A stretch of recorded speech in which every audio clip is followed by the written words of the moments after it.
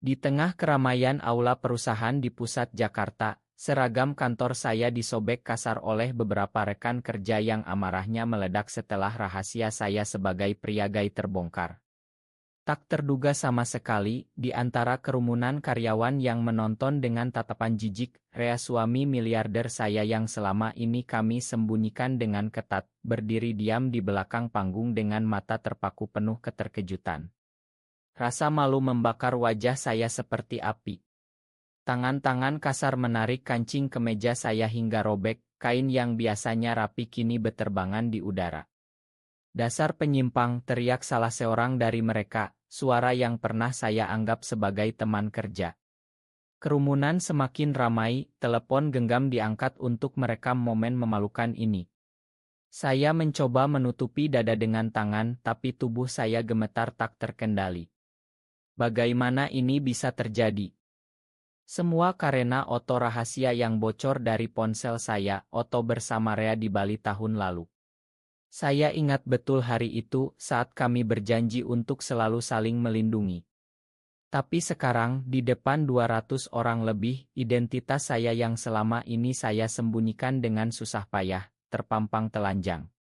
Rea bergerak maju, tapi saya menggeleng pelan, memintanya diam. Saya tidak ingin dia ikut terseret dalam kekacauan ini.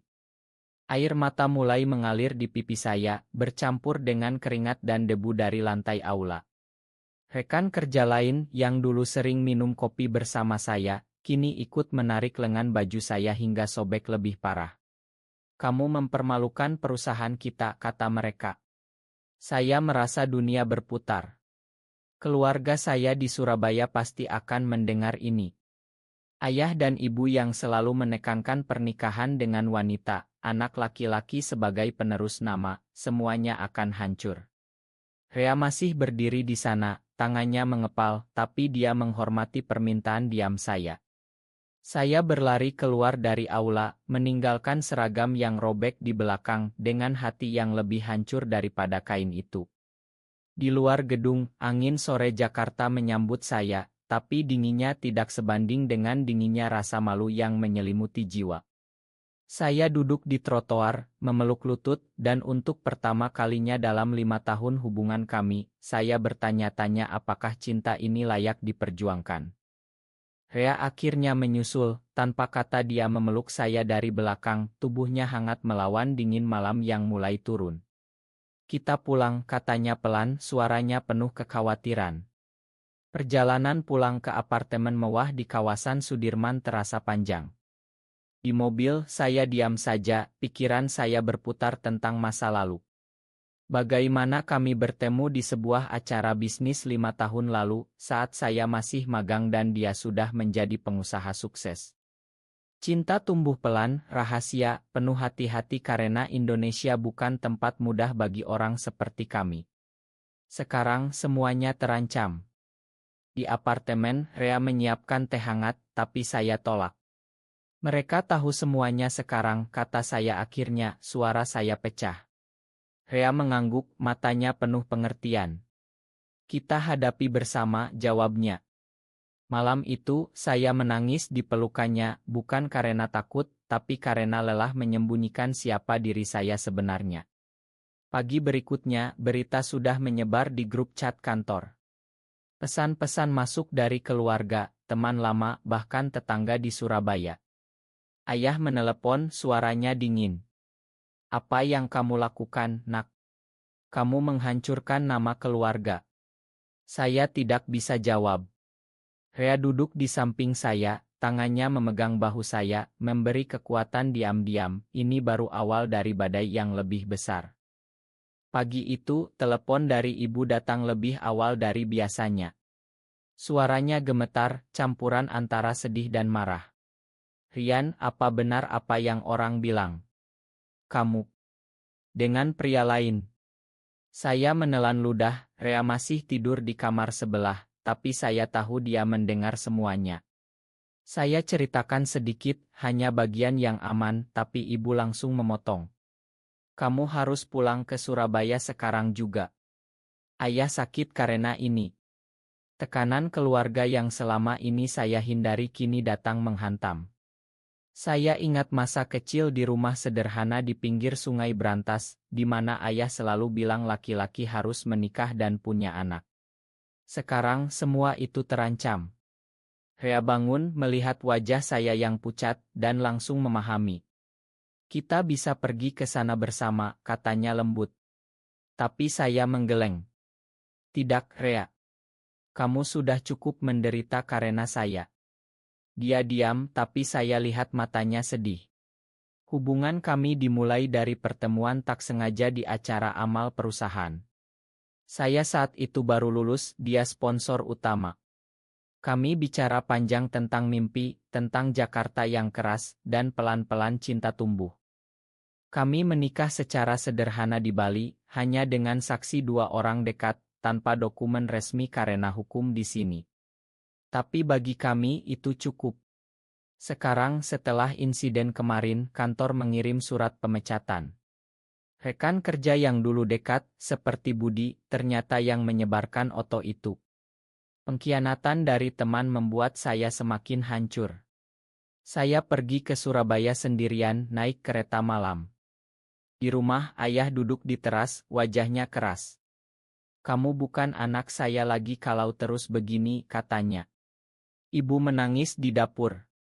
Saya duduk di antara mereka, mencoba jelaskan bahwa ini bukan pilihan, ini siapa saya. Tapi kata-kata mereka seperti pisau. Pikirkan adikmu, bagaimana dia menikah nanti kalau nama keluarga rusak. Malam itu, saya menelepon Rea, suara saya pecah. Mungkin kita harus berhenti, kata saya. Rea diam lama. Saya mencintaimu, Rian. Jangan putuskan karena takut. Kembali ke Jakarta, saya tinggal di apartemen kecil sementara, menjauh dari Rea untuk melindunginya.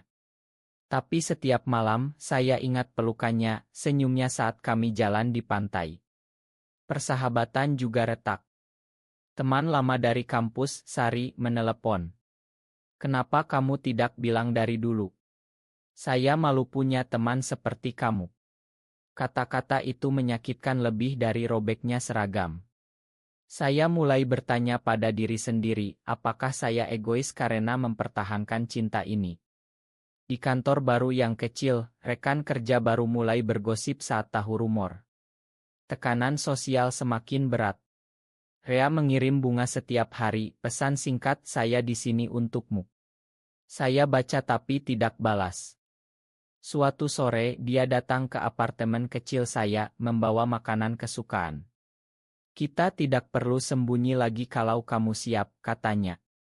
Saya memeluknya lama, tapi hati saya masih ragu. Krisis identitas ini membuat saya gelisah. Apakah saya cukup kuat untuk hadapi dunia? Keluarga, masyarakat, semuanya menentang. Tapi di pelukan Rea, saya merasa utuh.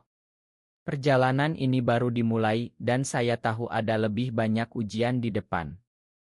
Berita di media sosial semakin liar. Foto saya dengan seragam robek viral, komentar penuh kebencian. Indonesia bukan tempat untuk ini, kata salah satu.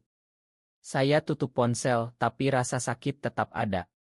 Rea mengajak saya ke rumahnya di kawasan elite jauh dari keramaian. Di sana, dia cerita tentang masa lalunya, bagaimana dia juga pernah disembunyikan oleh keluarganya yang kaya. Kita sama, Rian. Tapi kita bisa lebih kuat. Kata-katanya memberi harapan, tapi saat ayah saya datang ke Jakarta tanpa pemberitahuan, semuanya berubah. Ayah duduk di ruang tamu mewah Rea, matanya penuh amarah. Kamu bawa anak saya ke jalan salah, katanya pada Rea. Saya berdiri di antara mereka, hati saya terbelah. Rea tetap tenang menawarkan teh, tapi ayah tolak. Pulanglah, Rian.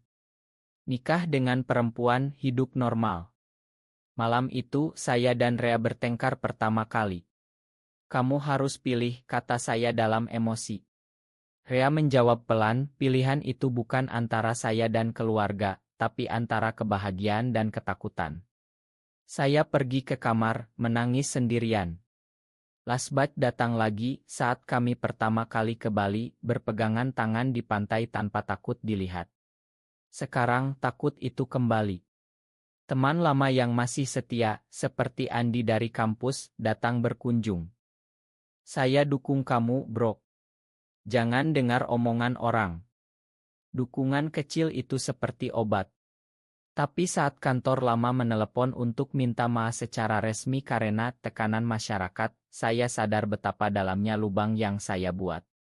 Saya mulai mencari kerja baru, tapi setiap wawancara, rumor mengikuti. Krisis batin semakin dalam. Apakah saya pantas bahagia? Rea melihat perubahan saya, dia mengatur liburan singkat ke Bandung, hanya kami berdua. Di sana, di pegunungan, saya cerita semua ketakutan. Saya takut kehilangan kamu karena saya lemah, kata saya. Rea memeluk saya erat. Kamu kuat, hanya sedang belajar. Pulang dari Bandung, saya putuskan untuk hubungi ibu lagi. Percakapan lebih lembut, tapi ayah masih keras. Tekanan keluarga membuat saya hampir menyerah. Suatu malam, Budi mantan rekan kerja yang mengkhianati datang minta maaf, tapi saya tahu itu karena tekanan perusahaan. Pengkhianatan itu meninggalkan luka. Saya mulai tulis jurnal, mencatat perasaan untuk pahami diri sendiri. Pertumbuhan pelan mulai terjadi. Saya tidak lagi lari dari cermin, melihat diri sebagai pria gay yang layak dicintai. Rea bangga, tapi saya tahu ujian belum selesai. Kabar buruk datang dari Surabaya. Adik perempuan saya, Rina, batal menikah karena keluarga calon suami tahu rumor tentang saya. Ayah marah besar, menelepon saya malam-malam. Ini semua karena kamu. Saya duduk di lantai apartemen, tangan gemetar. Rea duduk di samping, diam mendengarkan. Saya akan pulang besok, kata saya. Rea ikut, meski saya larang. Di rumah Surabaya, suasana tegang. Ibu memeluk saya, ayah diam saja.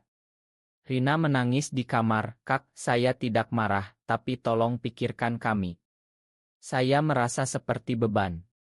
Rea menunggu di hotel terdekat, tidak mau membebani. Malam itu, saya cerita pada keluarga tentang Rea, tentang cinta kami yang tulus. Ayah bangkit keluar dari rumah ini. Saya pergi dengan hati hancur. Kembali ke Jakarta, Rea menyambut dengan pelukan. Kamu sudah berusaha. Tapi pengkhianatan datang lagi. Andi teman kampus yang dulu dukung, ternyata bocorkan alamat kami ke media lokal. Oto kami berdua di Bandung muncul di berita. Tekanan sosial meningkat. Saya kehilangan pekerjaan baru karena itu. Rea tawarkan saya kerja di perusahaannya, tapi saya tolak. Saya harus mandiri. Krisis mencapai puncak saat saya hampir putuskan hubungan. Saya tidak mau kamu menderita karena saya, kata saya pada Rea di balkon apartemen. Dia menangis pertama kali yang saya lihat. Cinta ini bukan beban, ini kekuatan. Saya peluk dia, dan di saat itu, saya sadar pengorbanan saya hanya membuat kami berdua sakit. Saya mulai terapi online, bicara dengan konselor tentang identitas. Pelan, saya belajar menerima diri. Teman baru di komunitas kecil muncul, memberi dukungan tanpa menghakimi. Tapi keluarga masih diam. Surat dari ayah datang, hanya satu kalimat, pulanglah kalau sudah sadar.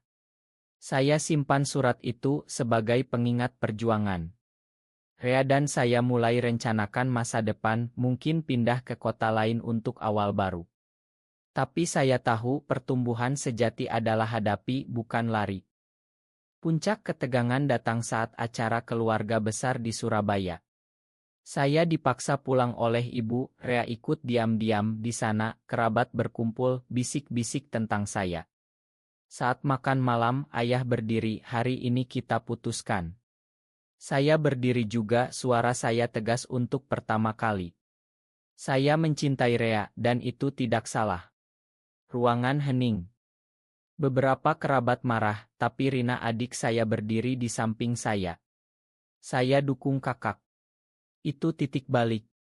Rea muncul dari luar, berdiri di pintu, memberi saya kekuatan. Ayah akhirnya diam, bukan setuju, tapi tidak usir lagi. Kembali ke Jakarta, saya mulai bicara terbuka di komunitas kecil online. Banyak yang cerita pengalaman sama, membuat saya tidak sendirian. Rea bangga, kami rayakan dengan makan malam sederhana. Tapi masyarakat masih keras. Di jalan, ada yang mengenali saya dari ide viral, komentar kasar. Saya hadapi dengan kepala tegak. Persahabatan baru tumbuh dengan orang yang paham. Pengkhianatan budi lama terlupakan saat dia minta maaf sungguhan. Saya makan karena dendam hanya menyakiti diri. Pertumbuhan saya terlihat saat saya tolak tawaran Rea untuk sembunyi di luar negeri. Kita hadapi di sini, kata saya. Kami mulai proyek kecil, bantu komunitas diam-diam melalui Yayasan Rea. Saya merasa berguna. Keluarga pelan berubah, ibu telepon lebih sering, ayah masih diam tapi tidak marah lagi. Ini langkah kecil, tapi berarti. Di malam tenang, Rea bilang kamu sudah dewasa sekarang. Saya tersenyum, tahu perjalanan masih panjang, tapi saya siap. Setahun setelah insiden seragam robek itu, saya berdiri di panggung kecil acara amal di Jakarta. Seragam baru saya rapi, tapi kali ini saya pakai dengan bangga. Rea duduk di baris depan, tersenyum. Saya bicara tentang penerimaan diri, tentang cinta tanpa syarat. Kerumunan tepuk tangan bukan hinaan. Keluarga saya datang, ayah meski diam tapi hadir. Rina peluk saya setelah pidato. Rea dan saya jalan di taman malam itu, tangan bergandengan tanpa takut. Terima kasih sudah bertahan, kata saya.